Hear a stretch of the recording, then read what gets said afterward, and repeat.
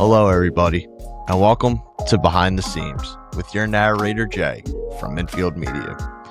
If you're new here, it's a pleasure to meet you, and if you're returning, then it's great to see you again.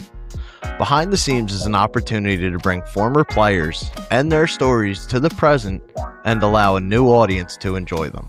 In this episode, I'll be deep diving into a player who was a massive part of a tide turning in Philadelphia and has left a lasting memory on the Wall of Fame and in the broadcast booth. Ladies and gentlemen, please allow me to introduce you to Don Richard Ashburn, or better known in baseball as Richie Ashburn. Before we jump into it, if you enjoy these stories and would like to see more, please make sure to like and subscribe. If you have a player who you'd like to see get their story told, then make sure to comment who, and they may just show up in the future. I know that there's one request that I really want to do, and I want to make sure that if he sees this, that I know that he's the one I'm talking about. The Federal League got requested, and that is one that I am so down to do, and I think that's going to be the one after this. So be on the lookout for Behind the Scenes on the Federal League. Now let's jump into it. Don Richard Ashburn was born on March 19th, 1927 in Tilden, Nebraska to parents Neil and Genevieve Ashburn. And now it's officially time for everyone's favorite game, How Many Siblings? Take a moment, pause the video, and lock in a guess to see how many siblings Richie Ashburn had. Are you ready? He had 4 siblings, including a twin sister named Donna. To not get the children confused, they called Don by his middle name, which was Richie. Easiest way to do it, honestly. It's said that Richie's father was not only a blacksmith and a monument maker, but somebody who also played semi-professional baseball. Richie's brother Bob had said that their father made more money playing baseball than he had working his regular jobs. Not the first time we've heard it, and certainly not the last time we're going to hear it. Aside from working all the time, it said that he had a very good relationship with his athletic son Richie and helped guide him throughout his developmental years. Like most kids, Richie was very much into sports, including baseball and basketball. For the safety of his son, his father ruled out football. As a Phillies fan, thank God. He began playing baseball at just 8 years old in the Tilden Midget Baseball League as a catcher because his father believed it was the fastest way to reach the major leagues. In most cases, he wouldn't be wrong. If you're a good catcher, you can absolutely slingshot to the majors. You know, you can look at Bryce Harper. Bryce Harper was a catcher for a long time, and look where it got him. He also batted from the left side because his father believed it would help give him a jump running towards first. It's also very true. Like, both of these guys' words were not wrong at all.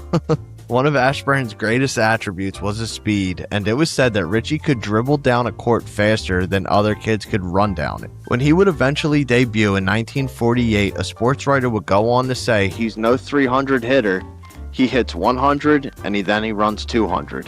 Damn good quote. When he reached Tilden High School, baseball became more of a focus, and unfortunately with a short baseball season, he really couldn't get the proper workout he needed. Coach Harold Mertz suggested that Richie continue playing by any means necessary, and his father agreed. He would graduate to American Legion Baseball with the Neeli Junior team playing as a catcher. He was admired for his speed and his focus during plate appearances. His coach would begin to give him work in the outfield and noticed Richie had one significant issue while playing the outfield. He really didn't have a good throwing arm. His coach figured out the way to make it work was for Richie to charge at balls hit to him and throw on the run, giving him a little bit more oomph in his throws. And when I say oomph, I mean he needed all the oomph that he could possibly get. Now, it's very rare that we see catchers with burning speed as they usually move to more important positions, but standing by his father's wishes, he just continued to play behind the plate. That was until 1944 American Legion East vs. West game, where he would be Nebraska's representative in the game. He caught the eye of longtime manager and Hall of Famer Connie Mack, who realized his size and quality of play would be more beneficial at a different position. Richie was so good that he began to get followed everywhere by scouts, and at one point he had signed 3 different contracts for 3 different teams to play baseball. In 1943, when he was 16, he signed with the Cleveland Indians, In 1944, he signed with the Chicago Cubs to play for their farm team. And in 1945, he would sign a contract with the Philadelphia Phillies. But there would come a massive problem with some of these contracts. Commissioner Kennesaw Mountain Landis would begin voiding contracts. He voided the Indians' contract because of rules prohibiting teams from signing kids still in high school. The Cubs' contract was voided because of a clause that said if the Nashville team was sold, Richie Ashburn would get paid from it. Because of the two contracts being voided, the Ashburn's family feeling on going pro just completely soured. I mean, it was going to take a miracle at this point. Like, you get 2 out of the 3 contracts all of a sudden voided because of the little clauses in them, and it all of a sudden puts a bad taste in your mouth. I mean, you can't blame the family for all of a sudden being like, yeah, maybe baseball's not the best path. Even though Richie had 13 of 16 professional clubs watching him, he decided to go to college in 1944. His parents agreed. Luckily, after 1 semester at Norfolk Junior College, the Phillies, who did not have their contract voided, made contact again. The Philly scout Ed Krajnik told the family the contract's intentions were so pure, and Richie would sign with his father's approval. Ed would go on to say later, "Something tells me this is about the most important deal I ever made." I have been a Phillies fan since I was born, and usually we're on the wrong side of these kind of deals, so to have one that just works in your favor, it's almost like the worst team you know in baseball winning the World Series after a down year, and you're like, how is this even possible? Sometimes the baseball gods do give breaks. In 1945, Ashburn would report to the Utica Blue Sox of the Class A Eastern League, and it would be there that everyone finally understood why his one skill was being wasted behind the plate. Ashburn would do something that I don't believe has ever been done in a major league game, but I'm fully prepared to be proven wrong. He started from being at home plate as a catcher, and he ran up the first base line, beating out the batter to first base and then catching the ball for a putout. He went from home plate, just like the batter, beat the batter up the line from a squatted stance, and made the play at first. That is a different kind of speed altogether. Manager Eddie Sawyer finally had enough, and he moved him out to center field. At first, Richie's dad was the voice, and he said that he disliked the move and he objected. Sawyer held his opinion strong, and when Neil saw Richie out at center field, agreed that it was the right position for his speed and his fielding ability. While in Utica, he would receive the nickname that would stay with him for the rest of his entire life. Because of his light blonde hair, his teammates started referring to him as Whitey. I know what people are thinking, but it's the light blonde hair. It's not anything else. Even if you go back to his commentating days, Harry Callis, one of the most well-respected commentators ever, was calling him Whitey. It's just a nickname. Unfortunately, though, early in that season, Richie would be drafted into the Army, but with a little bit of luck, he was allowed to finish out the season and help the Blue Sox win the Eastern League pennant while Ashburn led the team with a .312 batting average. In August, the Blue Sox even held a Richie Ashburn Day in which fans raised money for him. The total was an estimated $357, but in an amount Richie would say felt like $1 million. The Army would send him off to Alaska for an entire year, and unfortunately he missed the entirety of the 1946 season. He would later say, "Sending a ball player to Alaska is like sending a dog sledder to the Sahara Desert." Completely fair, completely justified.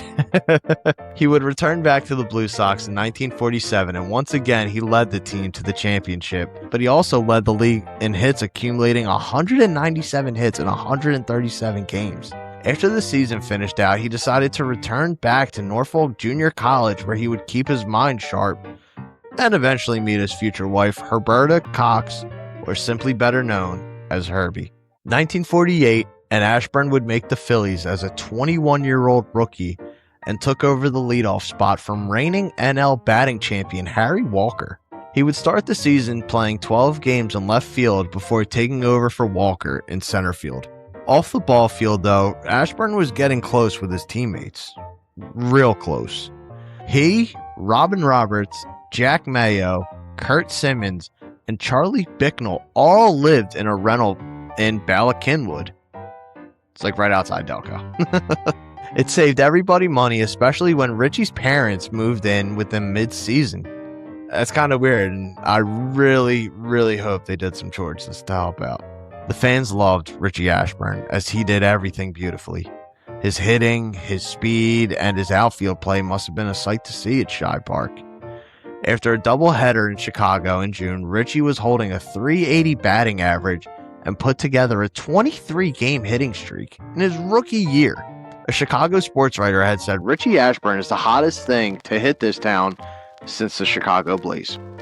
Probably not the time, probably not the moment, but, sports writers were just on a different level back then. He would make the All-Star team that year and was able to get a couple of hits, stole a base, and even scored a run in a game that saw the American League take down the National League 5-2. It was at this game that he would receive another nickname, but this time from future Hall of Famer Ted Williams. Ted called him Putt-Putt. Putt-Putt. After Richie Ashburn had said, "I ran as if I had an outboard motor in the seat of my pants." We could have called him Turbo. We could have called him Inline 6. We could have called him 4-cylinder. They settled on Putt-Putt. I'm just the messenger. The season was going great, but unfortunately it ended abruptly when Richie broke his finger. He started a total of 101 games, and he managed a .333 batting average. Sporting News called him the Rookie of the Year, but Major League Baseball didn't see it that way, and he finished third behind winner Al Dark and second place Gene Bearden. To be completely fair, Al and Gene both had just amazing years that year. And it's a shame that Richie got hurt because, a full season, he very well could have gotten that award, but what Al and Gene did was just so good. I highly recommend you go and you take a look at the 1948 Rookie of the Year, and you'll get what I'm saying. 1949, and Richie had encountered something that has happened to a lot of players who excelled during their rookie years: the unfortunate sophomore slump. He still managed a .284 batting average and was still amazing as a defender, as he set the major league record with 514 putouts. Somehow he still finished 23rd in MVP voting. Just another finish for the resume. 1950, and Ashburn returned married and ready to prove that he was better than whatever 1949 was, and he did just that. The Phillies, who this season picked up the nickname the Whiz Kids, captured the NL pennant. Ashburn contributed a .303 batting average, and he led the NL in triples with 14.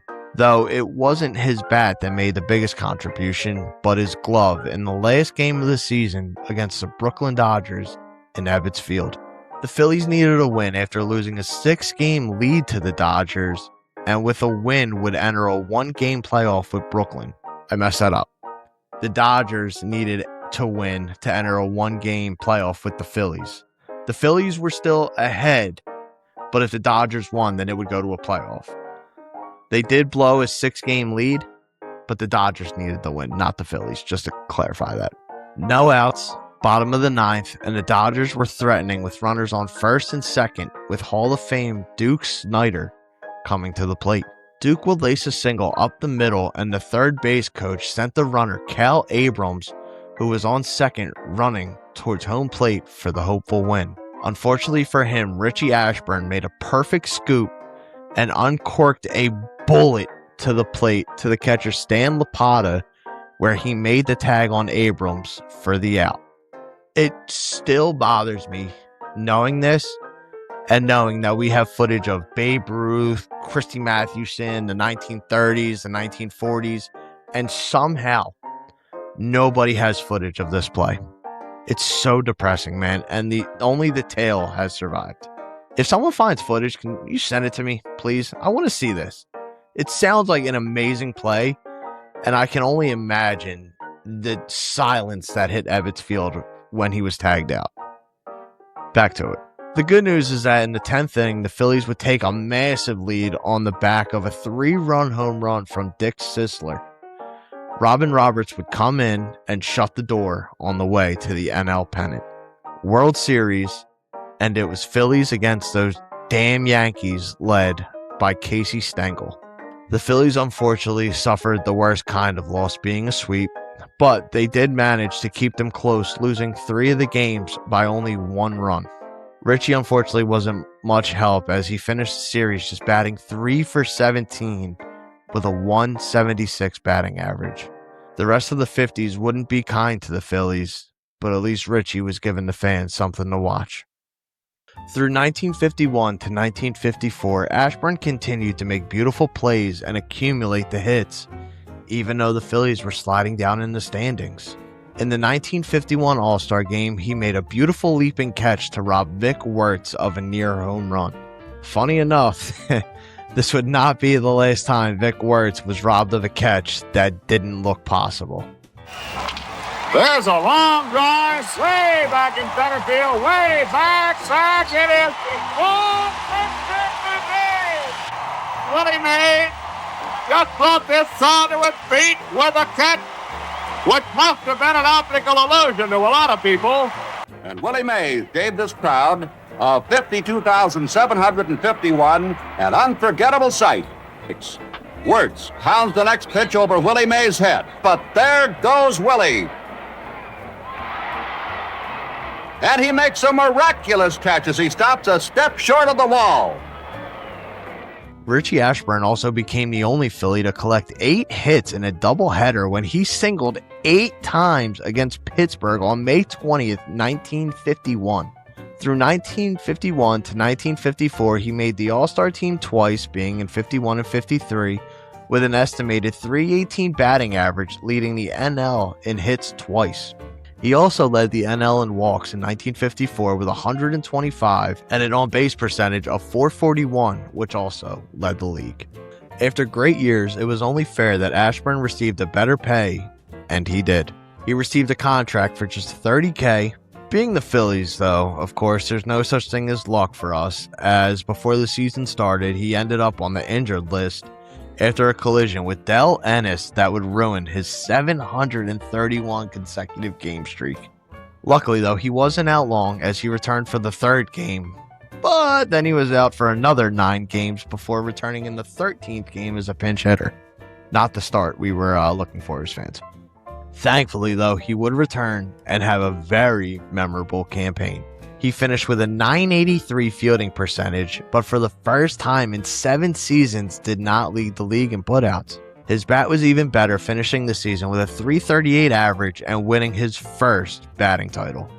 All of this, and he somehow didn't make the All-Star team. These voters were smoking crack, and I cannot be convinced otherwise. Unfortunately, 1956 was more of the same as the Phillies continued sliding downhill, with Ashburn trying his best to keep him from the bottom. He finished with a .303 batting average and 30th in MVP voting. As if 30th was going to get an award, you know what I mean? The only real highlight of the 1956 season was in August, when the Phillies would hold Richie Ashburn Day on the 14th of 1956. Funny enough, as a Phillies fan, I'll be getting married on August 14th, 70 years after Ashburn Appreciation Day. Life can be pretty funny sometimes. 1957, and it was starting to feel like a pattern, except the Phillies would climb out of the gutter to at least finish 5th. Ashburn carried with a .297 batting average, leading the team. As if the season couldn't be any more on par for the Phillies or the fans, Ashburn did something I truly don't think can ever happen again. August 17th, 1957, and Richie Ashburn was at the plate. He struck a ball that went foul and struck spectator Alice Roth, who was the wife of sports writer Ed Roth, which would end up breaking her nose. Some would say ouch. Others would simply get knocked out. I'm going with the ouch route on this. That sucks. When play finally resumed, Ashburn fouled off another pitch, and I'll give you a chance to guess what happens next. If you guess that he would hit Alice Roth once again, but this time while being on a stretcher, getting carted off the stands, you would be absolutely correct. 2 pitches, and he hit the same person twice. The story does get better, though, as Richie and Alice maintained a friendship after the incident, and her son would even serve as the Phillies bat boy at a time. Glad to see this part of the story does have a happy ending. 1958, and Richie said enough is enough. Even though the Phillies would somehow be worse than the previous year, it still did not stop him. He finished the season batting .350, which would lead the league, winning his second batting title, beating out Giant legend Willie Mays, going 3 for 4 in the last game of the season.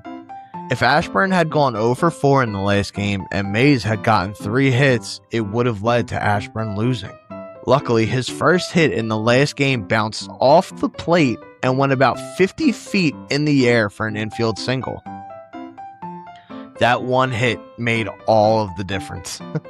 Once again, he led the league in putouts, tying Max Carey for the most seasons leading the NL in that statistic. In the offseason, he went another step forward and served as Nebraska chairman for the American Cancer Society.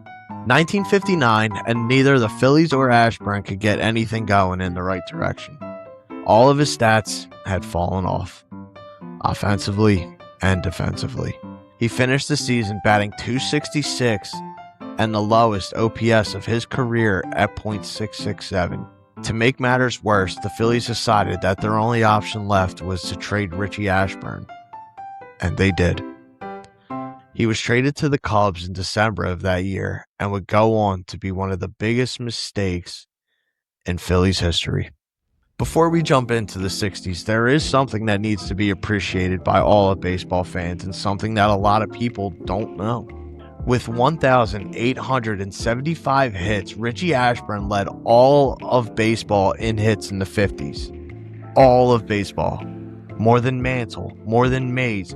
You think of your favorite hitters in the 50s, and you're like, wow, man, what a great decade. They weren't even close to being as good as Richie Ashburn was that entire decade. That is something that I believe needs more respect in baseball. I'm not saying that people don't respect it. I'm just saying that when I go back and watch, Ken Burns baseball and they talk about the 50s decade, there's a severe lack of appreciation for what Richie Ashburn did. That's all I'm saying. 1960, and Ashburn bounced back. Of course he did. He's not on the Phillies.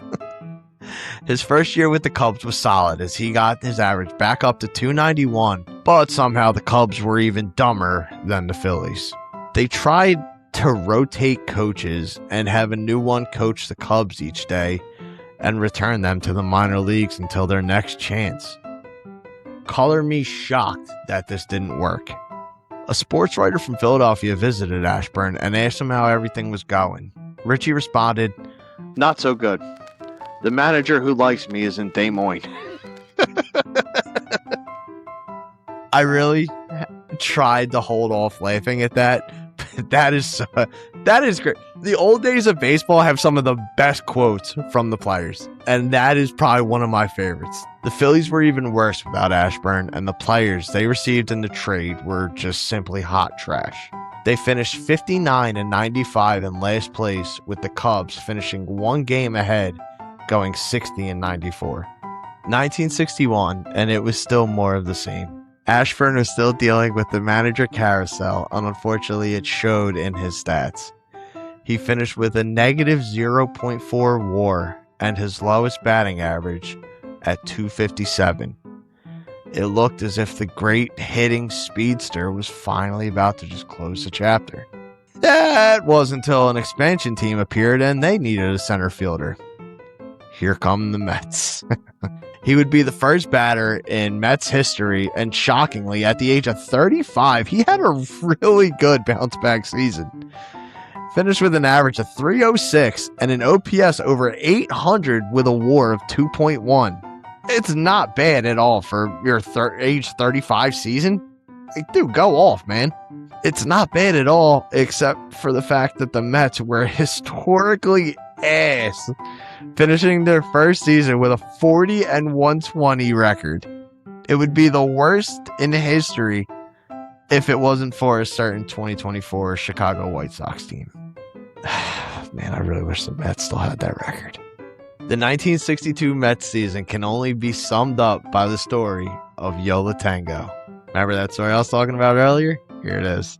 The story revolved around the antics of the Spanish-speaking shortstop for the Mets, Elio Chacon, and his penchant for frequent near collisions with outfielders.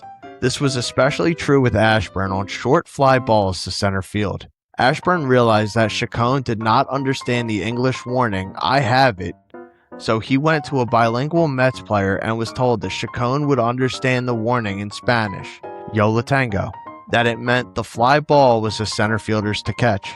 Soon enough, a short fly ball was hit and a backpedaling Chacon veered off, following Ashburn's admonition in Spanish.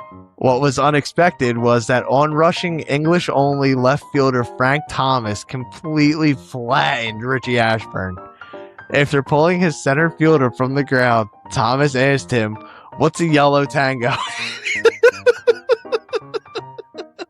Dude, that is fantastic. That is one of the greatest baseball story ever. You do your best to make everyone happy and you still get flattened. Oh, dude, that's so great. That's such a great story. That is one of the reasons I wanted to do this Richie Ashburn behind the scenes, because I knew that I was going to have to mention it, and it's such a good story. It's so good. Richie Ashburn was later selected as the Mets All-Star that season, and the Mets MVP, in which case he received a boat. A boat. He later said to be voted the MVP on the worst team in the history of baseball is a dubious honor for sure. I was awarded a 24-foot boat equipped with a galley and a sleeping facilities for 6. After the season had ended, I docked the boat in Ocean City, New Jersey, and it sank. This dude just, oh, the luck. That's what you get for playing for the Phillies, man. Once you play here, their luck is no longer on your side. I don't know what we did to deserve it, but my God. He received a contract offer from the Mets in 1963, but Ashburn ultimately decided he was done playing. Instead, he actually returned to the Phillies and started doing color commentary. When asked if he would make more on the Mets, he responded by saying, "Yeah, much more." And when asked why he didn't go back, he just kind of responded, "Well," I mean, fair. It's fair. Going 40 and 120 doesn't really want to keep you in baseball.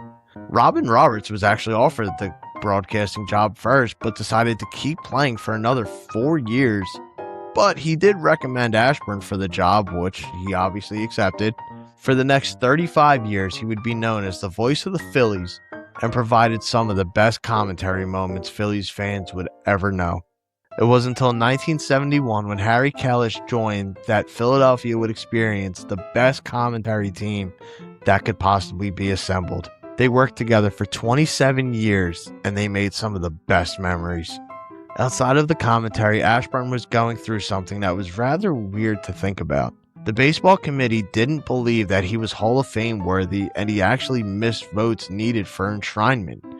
And then he missed the 60% to stay on the Veterans Committee. Luckily, there were 2 guys who just absolutely loved Richie and hated the rule that the Veterans Committee held. And they got people on board, and they got the 60% rule overturned, which helped get Richie Ashburn into the Hall of Fame in 1995. He called his mother, who simply wept. Justice served for Richie Ashburn. In 1997, after calling a game in New York, he retired to his hotel room for the evening, and unfortunately, he would not wake up. Richie Ashburn passed away on September 9th of 1997. He was just 70 years young. He was buried in Gladwin, Pennsylvania. In Citizens Bank Park in Philadelphia, beyond the center field wall is a pathway with vendors and other historical plaques rightly called Ashburn's Alley, where you can find a statue of the famed Whiz Kid. His number 1 was retired, and the broadcasting booth is named Richie Whitey Ashburn Broadcasting Booth. What Richie meant to Philadelphia cannot be understood by everybody. A young man who chose to sign with the Phillies, and even in their worst years never gave up on his teammates and always wanted to do well. Even after retiring, he came back to a city he loved and broadcasted baseball the only way that he knew how. Unfortunately, he was before my time, but if you talk to any Phillies fans, they'll tell you exactly what he meant to this city and to this organization. Thank you very much for tuning into this episode of Behind the Seams on Richie Ashburn. This one meant a lot to me, not only being a baseball fan, but a diehard Phillies fan. I'm glad that Whitey Ashburn holds a spot for being my first Phillies Behind the Seams. As always, my name is Jay, and I will see you all in the next episode. Cheers.